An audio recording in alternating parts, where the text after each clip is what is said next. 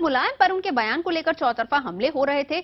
उन्हीं के एक साथी का साथ उन्हें मिल गया। समाजवादी पार्टी के ही नेता अबू आजमी ने मुलायम सिंह के बयान का बचाव किया।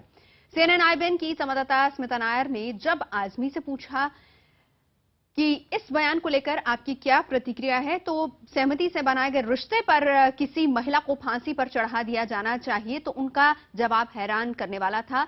और शरीयत की रोशनी में किस तरह से पूरे विवाद को देखते हैं, अबू आजमी ने क्या कहा, सुनिए ये बातचीत।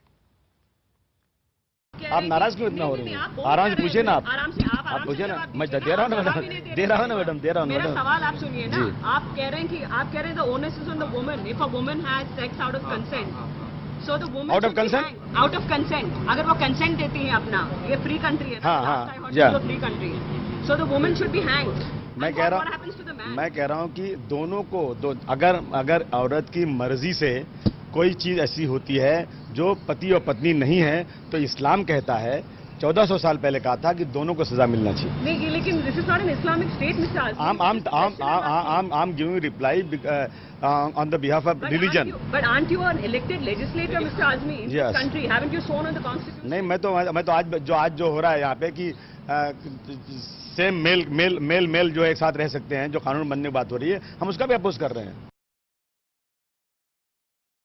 तो अबू आजमी कुछ भी कहें, उनकी बहू आयशा राखिया उनकी राय से सहमत नहीं है। आयशा ने ट्वीट करके लिखा है कि निश्चित रूप से हम इस मनस्थिति को स्वीकार नहीं कर सकते, ये महिलाओं का अपमान है और अगर ये बयान सही है तो ये निराशाजनक है। दिनेश मौर्य इस वक्त हमारे साथ जुड़ गए हैं मुंबई से। दिनेश, हम आपसे जानना चाहेंगे, एक तरफ तो सख्त कानून बनाने की वकालत हो रही है और दूसरी तरफ इस तरह के नेता, विधायक, जनता के नुमाइंदे इस तरह की बातें कर रहे हैं, कितना असुरक्षित महसूस करेंगी महिलाएं?